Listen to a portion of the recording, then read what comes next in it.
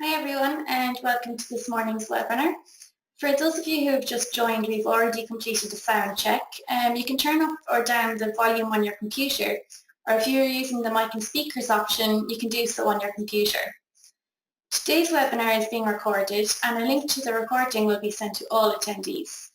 We will also include a copy of the presentation slides and a number of useful links. If you have any questions, you can type them into the questions box at the right of the screen on your control panel, and we will have a Q&A session at the end of the webinar where we'll try to get through as many questions as possible. So today's webinar is an employment law update in which we discuss managing sickness absence. The webinar will be presented by Laura Murphy, who is the HR and employment law expert here at Thesaurus Software. So I'd now like to pass you over to Laura to begin the presentation. Thank you. Thank you very much, Rachel, and good morning, everyone. I hope you all had a lovely bank holiday and are all rested and ready to go and get managing absence now. I suppose to start off, in my experience, absence management is one of those tricky issues for employers. Employers that I've worked with are often genuinely conflicted in how they manage absences. There's that struggle to find the right balance between supporting those employees who are genuinely sick and dealing with those who appear to be maybe taking advantage of policy that you have in place. So the aim of our webinar today is to give you some tools to help you manage absence in your workplace. I've put up an agenda there, so the main points obviously will be the tools in managing absences, both short and long term. And we'll take some questions and answers at the end, and hopefully we'll have time to get through them all. But to move on quickly, I suppose, I just wanted to look at the costs related to sickness absence to give you an idea of kind of what costs are involved. You can have direct and indirect costs, and both really are equally as bothersome to employers, I would say. Looking at the direct costs, firstly, you've got your company sick pay scheme. So this is the obvious one, paying employees whilst they're out on sick leave. You're also probably looking at maybe some replacement cover. Is it that you have a receptionist and you need to hire in a receptionist to cover that absence, and you have to bring in an agency staff replacement, which again is going to be a little bit pricier too. Do you have overtime costs? Do you have to have existing staff or staff who aren't on leave? Do they have to work extra hours to get the work done, to cover the workload? And then you obviously have your medical referrals. Medical referrals will be very important. Some people mightn't be aware of that cost, but when you're dealing with more complex sickness cases, being able to refer somebody for a medical is very important, and obviously the company bears the cost of that. Looking at some of the indirect costs, perhaps not as obvious, but definitely just as troublesome, and maybe even more so in some cases that I've dealt with. You've got the loss of productivity, continuity, and the negative effect on quality. If you have somebody who's working on a project with a client, is that project now delayed? So, the service being supplied to your customer is going to be affected, and that in turn does put an increased pressure on those other staff, again, who aren't on leave. You've obviously got the time spent on managing the absence. You as a line managers in a lot of small businesses, they're juggling everything. They're very busy, and you don't want to be spending time managing an absence. So that is a cost as well to you. And the final one here is a new point, and is only really a point since this summer with the introduction of a new bill in Irish legislation, the introduction of the Workplace Relations Bill, and it's the accrual of annual leave whilst on sick leave. I don't want to go into it in too much detail, but it's a new piece of legislation that says if you have somebody on sick leave for a year, let's say, they do accrue all their annual leave that year. So if they come back next year, they'll be entitled to your 2016 holiday entitlement, but also their holiday entitlement for 2015. So that's just something to bear in mind, and it's something that it really lends itself to employers to be managing absences when they happen, because you don't want that accrual to happen, and you definitely don't want all those costs either. So to put some of those costs into perspective for you, I just want to show you some figures quickly. These figures come from the Small Firms Association, the SFA, their 2014 report. And these figures are particularly in relation to the smaller companies. So they say that according to the SFA, 4 million days are lost annually to small businesses in Ireland due to sickness absences. You're looking at that equates to €490 million as a cost to the small business employer. To break it down even further, it's an average of 4.7 days per employee per year at a cost of €569 per employee. Maybe on a more positive note, I suppose, in larger companies, sickness absences do tend to be larger, but I think it's still fair to say that these are quite significant figures for a small employer who does not have the means to accommodate such costs. So considering these costs, it must be a priority for employers to manage sicknesses and to get on top of it. So that does lead us to the obvious question and the next question, well, how do you effectively manage absence sicknesses in your manage sickness absence in your workplace? So before we actually just look at the tools to managing, I want to just look at the types of absences to help you understand what you're dealing with. So it will be very important to understand the type of absence that you are dealing with. Employers, you need to distinguish between a short-term absence and long-term absences. How you manage short-term absences, which are usually persistent and seemingly unrelated, will differ from managing a case where somebody is genuinely off sick for a longer time, which chances are is probably a more genuine case. So to clarify what I mean when I say short and long-term absences, your short-term absences usually are lasting a day or two. They could go into a week or perhaps 2 weeks. The causes are the common cold, your stomach bugs, and absolutely, everybody does get sick from time to time, and that's why you'll never eradicate sickness from your workplace, and you don't want staff coming into work when they are sick. But when short-term absences become persistent or where there appears to be a pattern, that's when the issue arises, and that's when you need to put your management tools in place, I suppose. On the other hand, the long-term absences, when we speak about long-term absences, they're usually lasting over 4 weeks. And again, the causes can be back pain and stress. And I say back pain and stress because they actually are the two most common reasons behind longer-term absences in Ireland, and they account for over 27% of all long-term cases of sickness absence in Ireland. So that's just to break down the types of absences for you. So we'll move along then into actually how do you manage it? How do you manage sickness absence? And first and foremost is your sickness policy. This is just so important. Your sickness policy, when you're managing both short-term and long-term absences, it'll be your saving grace. It'll be your first point of reference. It'll be your go-to guide with regard to how do you manage the absences. The type of information that you want to contain in your sickness policy will be the procedure for notifying the company if an employee is going to get sick. Who do they call? By what time must they call the employer at you? Do you want them to phone? Do you want them to text? What is acceptable in your organisation? You might want to specify the details of any sick pay. Are you offering a sick pay when people are out? And it's good to detail this in a policy rather than dealing it on a case-by-case basis, which will just lead to inconsistency. And when you are managing absence cases, in any case really when it comes to employees, what tribunals will look for is consistency across all management tools. So you want to be consistent. You also want to give details of sick certs. When are employees obliged to bring in a sick cert? Is it after 2 days? Is it after 3 days? Again, it just helps consistency and helps you manage the cases. You want to specify, and I would recommend that you do specify that whether employees may be asked to attend a medical exam. And this will be, you won't use it in all cases, but for those complex cases where you're really looking to manage a situation, having the ability to request somebody to attend a medical exam will be important, and we'll speak about that again in further detail later on. But this is the kind of thing that you want to specify in your policy.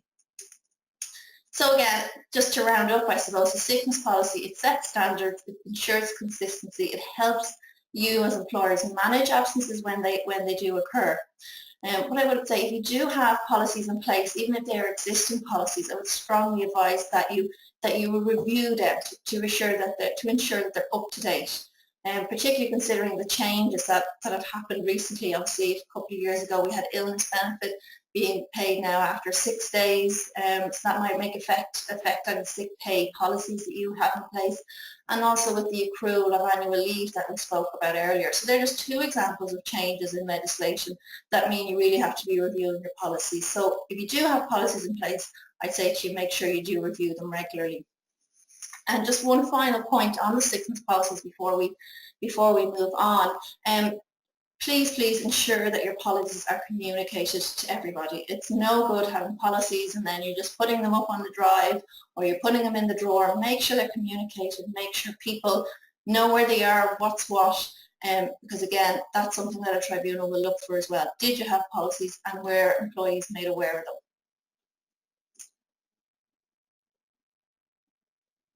So the next step to managing your absences will be to record and monitor. Again, a really important point here is you cannot manage what you don't know. So recording absences is the only way that you're really be able to keep track of them and manage them effectively. You want to retain the basic information: who was out sick, when, why, how often, was it certified, was it uncertified, and that will kind of be telling in itself, I suppose.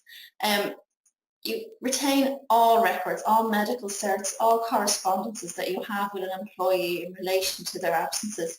At some points you might have an informal chat, and absolutely that's a very valid and often the best way to deal with an absence is to have an informal chat. But what I would say is if you do, make a record of it, make a note, even if you just jot something down in a pad and put it in their employee file.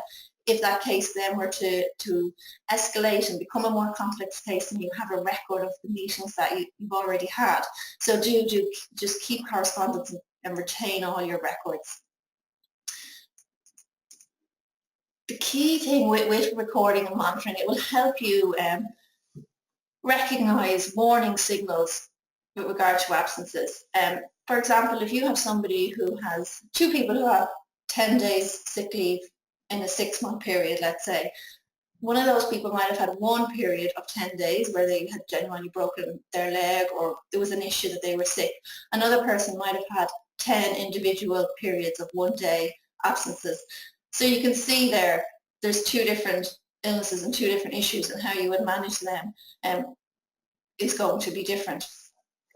So again, keeping your records is going to highlight that to you.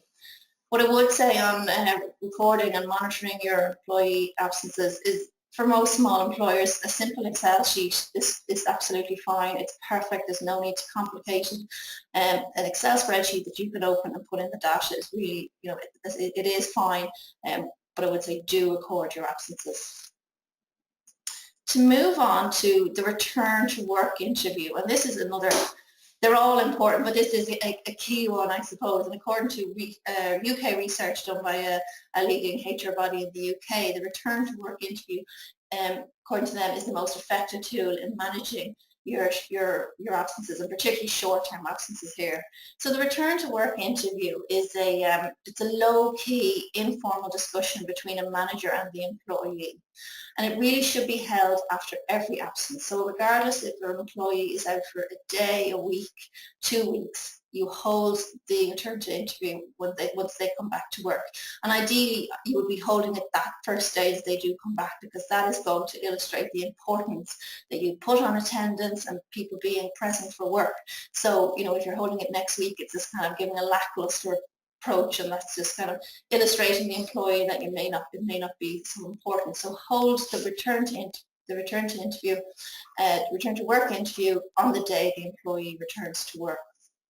The structure of your return to interview. Firstly, you want to understand the causes of the absence. Were there any problems? Is there anything to be aware of? Now, I will just say here, when we talk about understanding the causes of absences, as an employer, you're not fully entitled to know the intricate details of an illness. That's very much the employee's own information. Sorry, bear with me there for a moment. Are we okay? Okay. But you need to know if their illness affects how they're working, I suppose. You also want to confirm correct procedures. Were correct procedures followed? Did the individual call their line manager within this agreed time that you have in your policy?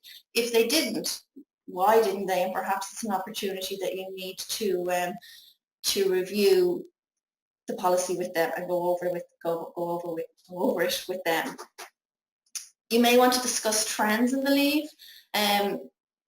Is there a pattern emerging? And perhaps this early discussion with the employee may help uncover an underlying issue. Maybe there is something beneath the surface that's in the employee's personal life that's affecting their attendance at work. So having this informal chat just helps bring that up, and you are there to help. So there may be some kind of accommodation that you can make if it's something that's happening that maybe they need to come in later or something like that. Again, having that discussion and discussing the trends will help identify that.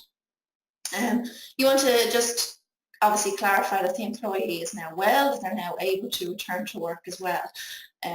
Do any adjustments need to be made? I know even in our own workplace, obviously a lot of the team are on the phone. Sometimes if people come in with a sore throat in the winter time, even for the first day, they're well enough to come back to work, but to be on the phone all day, every day would be a challenge for them. So we might reduce the amount of time that they're on the phone. So that's the kind of adjustments that you might make when somebody is returning to work.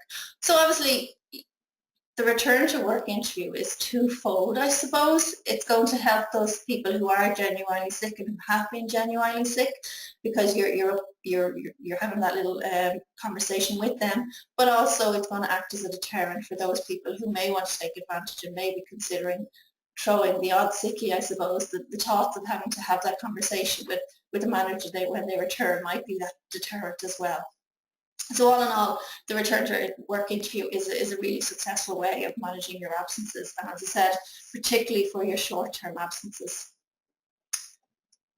So we'll move on from there and we look at disciplinary action. And where an absence, again, predominantly short-term absences, where an absence consists of short but persistent and apparently unconnected absences, then after suitable investigation, this can become a conduct issue. And when you have a conduct issue, absolutely disciplinary action may be appropriate. And consequently, if you go in through disciplinary action, dismissal may be one of the outcomes of that process. So I suppose the point is, yes, when people are out sick continuously, a short-term absence, yes, disciplinary action can be taken in certain circumstances, and yes, an outcome that may be dismissals. But when I give advice to companies on this, it is really an area that makes employers nervous, particularly if they're moving towards that dismissal. They're just not sure how they can do it. Is it safe to do so? And certainly, absolutely, caution does need to be heeded in the approach that you take when you're going through a dismissal. But what I would say is that the points to consider is that your disciplinary procedure must be followed. So if you're going into a disciplinary action, you have to have your disciplinary procedure in place, and you need to follow that step by step. And you must follow fair procedures. We look at fair procedures in a minute as well. Now, obviously, dismissal will be, or hopefully will be, the last option, and you'll go through, as I said, fair procedures before you get there.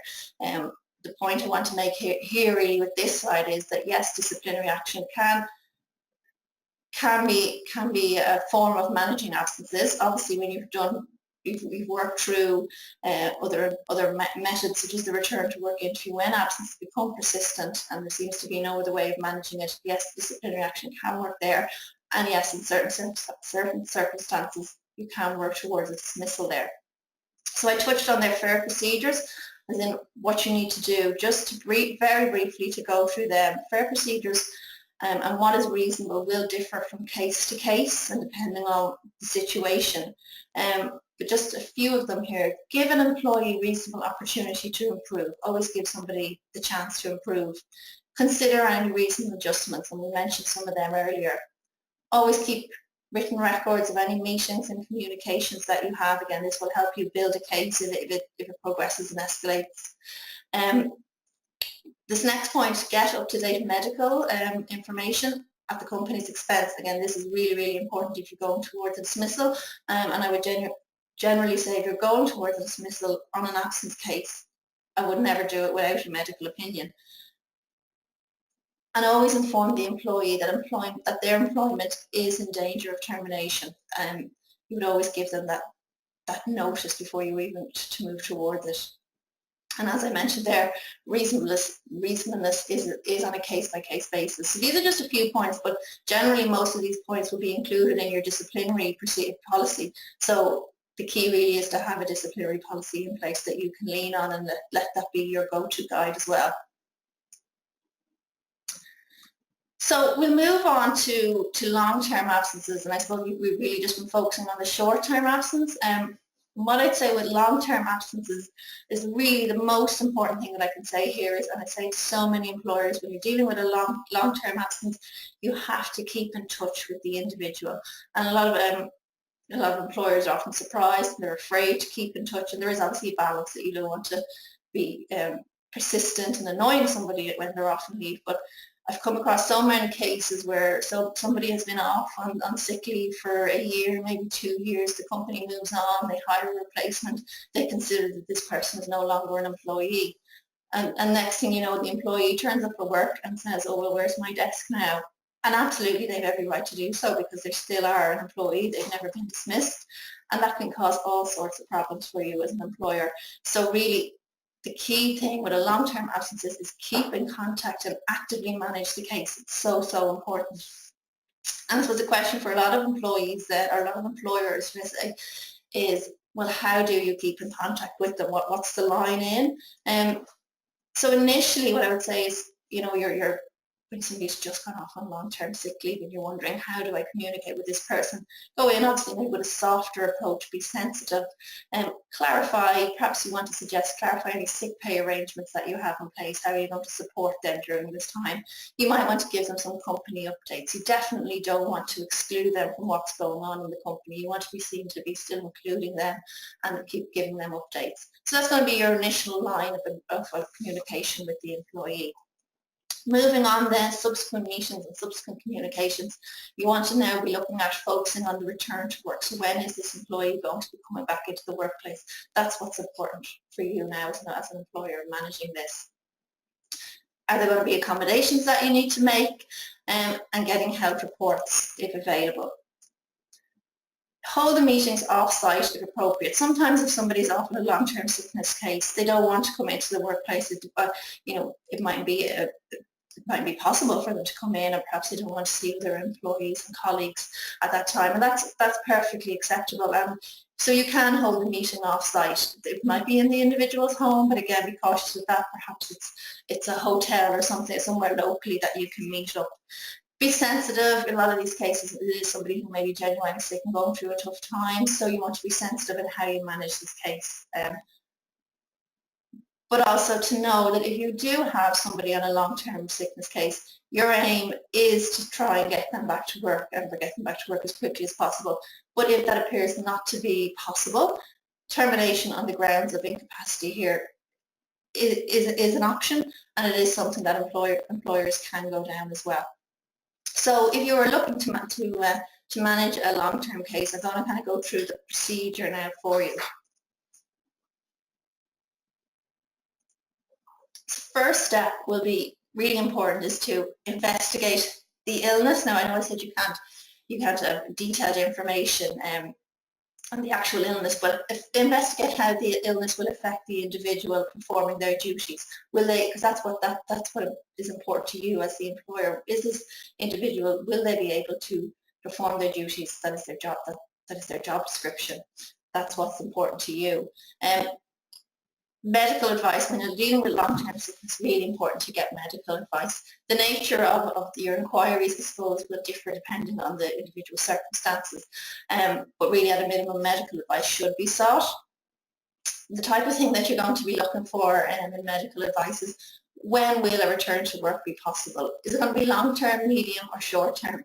And how accommodating you can be as an employer will really depend. If it's short-term, well, okay, maybe that's a short-term hit that we can take. We can manage quite nicely without this person for whatever the next month. If it's a medium term, that may put a little bit more stress on the company.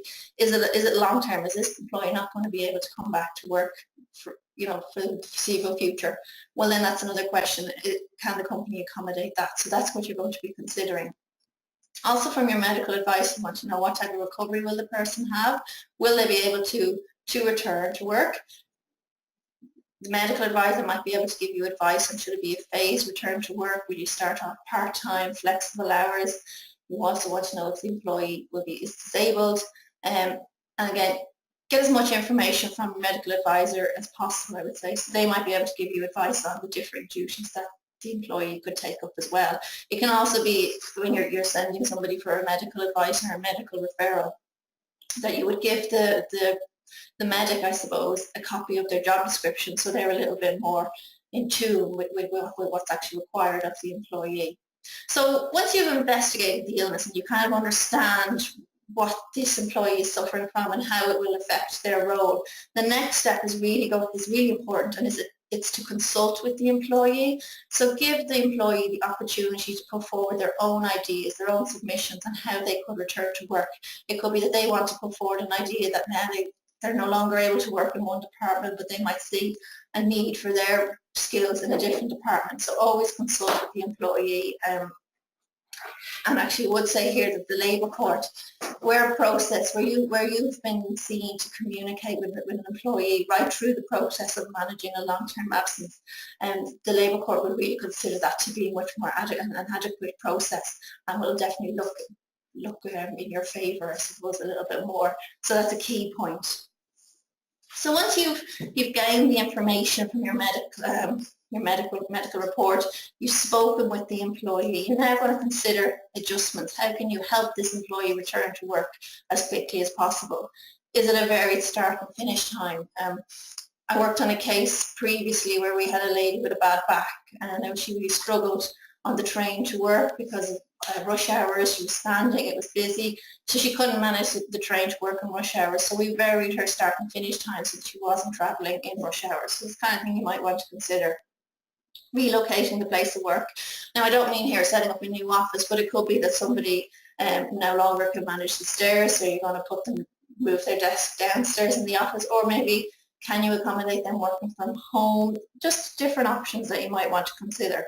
You might want to alter their duties, maybe just change their job spec a little bit. Perhaps somebody previously was working packing goods, and now they're no longer able to do heavy lifting, so you might want to consider, is there an office job that they could take up with it less heavy lifting, I suppose. Purchasing aids, is it a specific chair that they need? Is there anything else that you can buy to help them return to work and, I suppose, help them carry out their duties? And a phased return to work. We touched on that earlier. Would it suit this person to start off slowly, to do 2 days a week, 3 days a week? If somebody is incapable of carrying out their full job description, as an employer you are obliged to consider any of these adjustments and to consider them fully and to see if you can implement them, taking account for the cost. If the cost of making an adjustment would impose a disproportionate burden on your company, then there is no obligation, but you definitely have to consider all your options and be seen to consider them. Finally then, I suppose some of these steps may go back and forward and there's discussions at different stages, but once you investigate, you've spoken with the employee, you've considered the adjustments, now you're going to make a decision based on your business needs. Again, the short term, the long term, the medium term needs. And it could be that it might give a period for further assessment. You're going to review it in another month, 2 months, whatever it is. Or you may feel that, okay, this person is not going to be able to return to work for the long term. They're going to need considerable adjustments to their workplace, which we can't accommodate because of the cost, and you move towards a dismissal. I will say, obviously, you're getting into tricky situations here, and it's always really best to seek advice before you go to a dismissal case. But again, the key point, I think, for today is to know that it is a possible outcome and that you can go down that route. So I know I've bombarded you now with a lot of information, and hopefully it hasn't been too overwhelming with how you're going to manage your cases.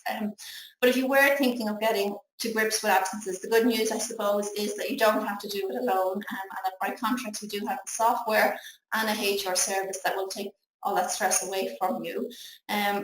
We have fully flexible contracts and handbooks that contain all the policies that we spoke about today. We're also always reviewing them and renewing them with the changes as well, so you'll always have the peace of mind to know that you're fully up to date.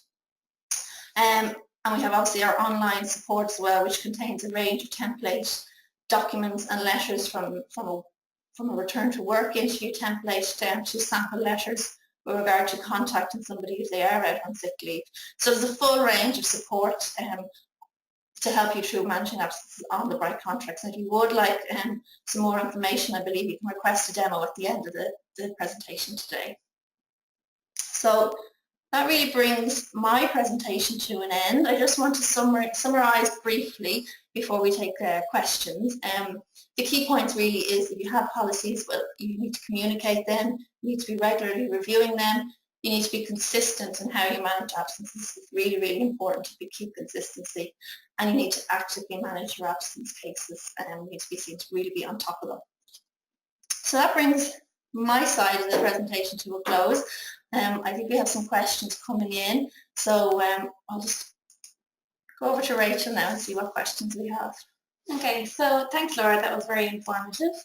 There's a good few questions coming through here, so just a reminder, you can type any questions you have into the questions tab at the right of the screen.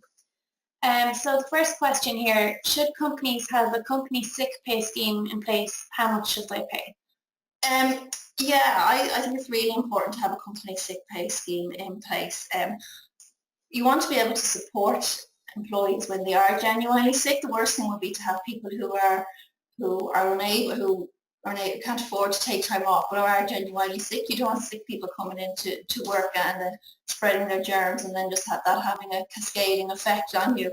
And as well, it's also better to have a sick pay scheme in place so that you're not managing it on a case-by-case basis, because that just leads to perhaps favoritism or inconsistency, as I spoke to as well. How much you should pay? Well, that's kind of $1 million question and an open question.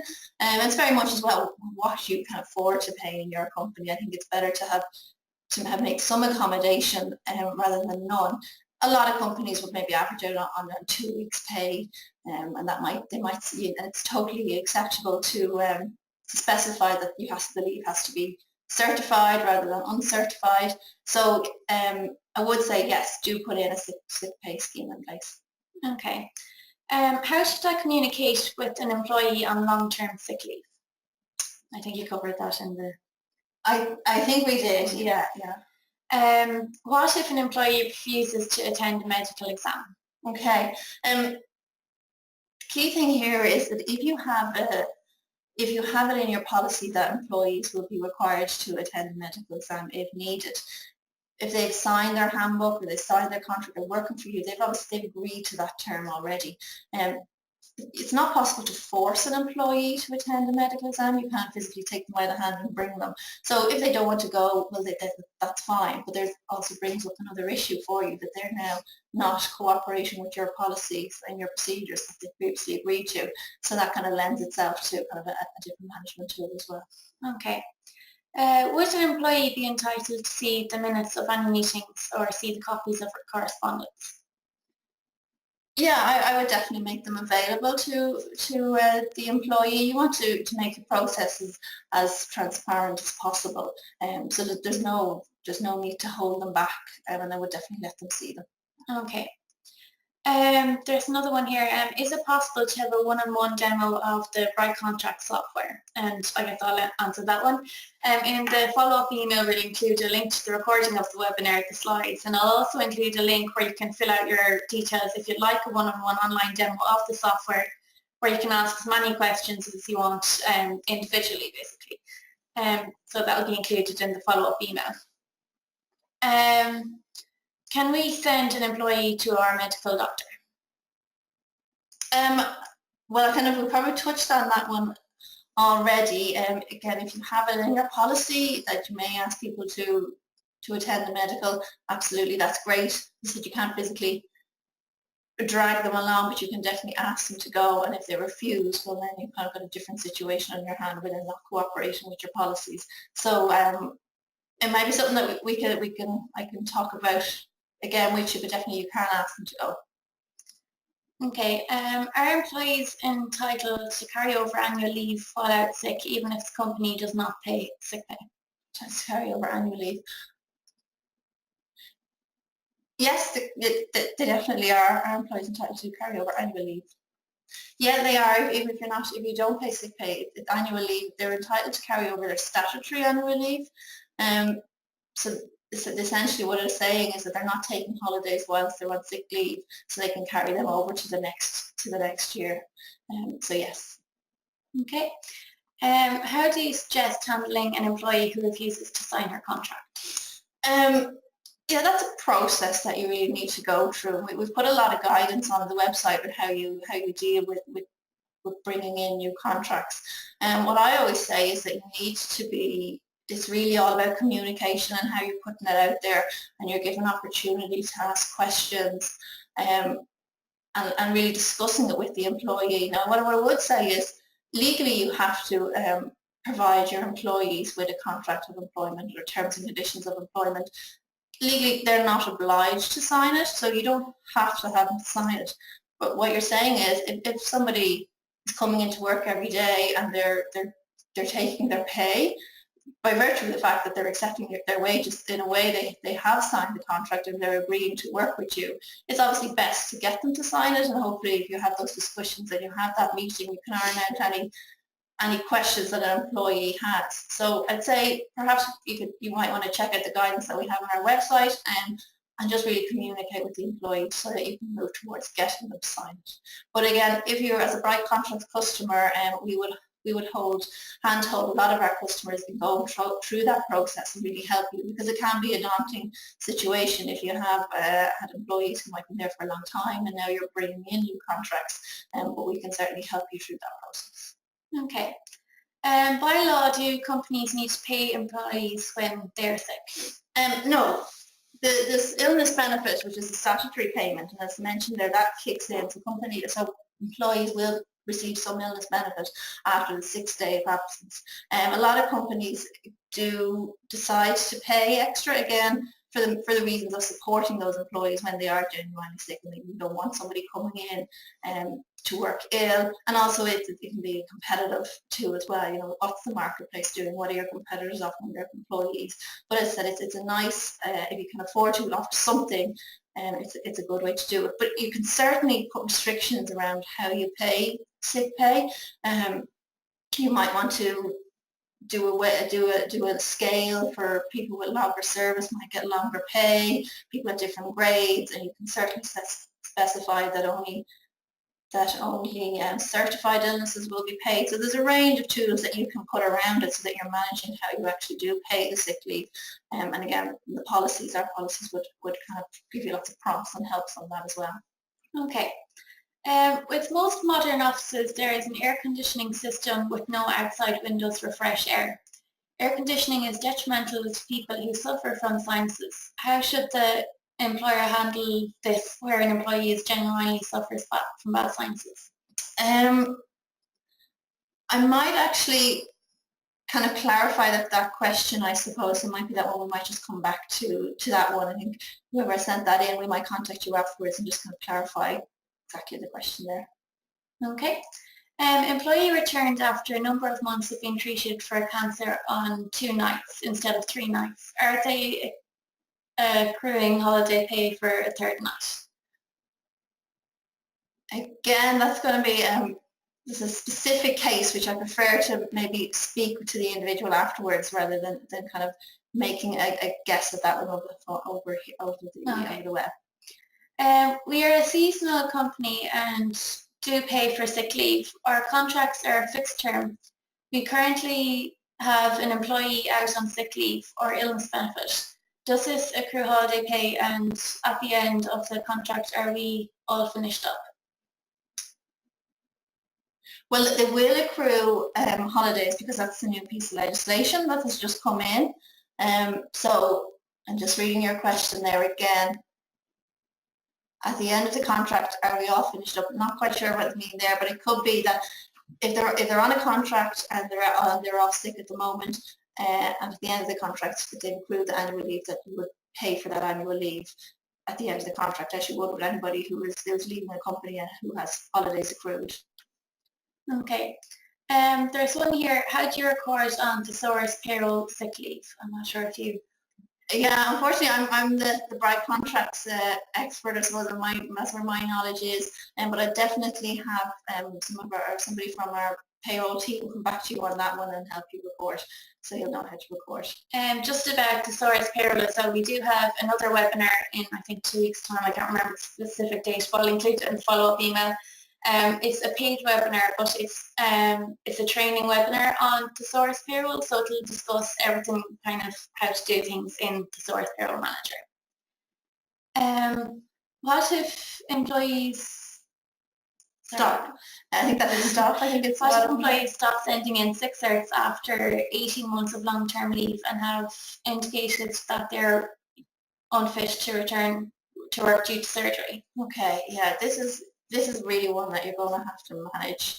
And again, it's down to the employer here to get communication back open with the individual. And you, as an employer, you really need to be seen to making all efforts to communicate with the individual. And if it's that you send one letter and you hear no response, send another one. Maybe send it to their next of kin details as well. You really want to be showing every effort.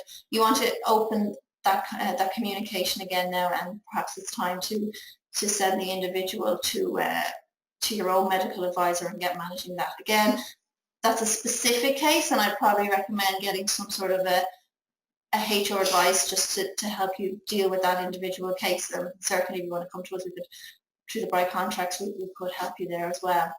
I see there's a lot of questions coming in on the holiday legislation. So I think what it is in effect now, but I think it might be good if I was to do some sort of a guidance note, we could certainly make that available to everybody, because it is new legislation, and we'll make some guidance available for people on that, and that will help them. Okay.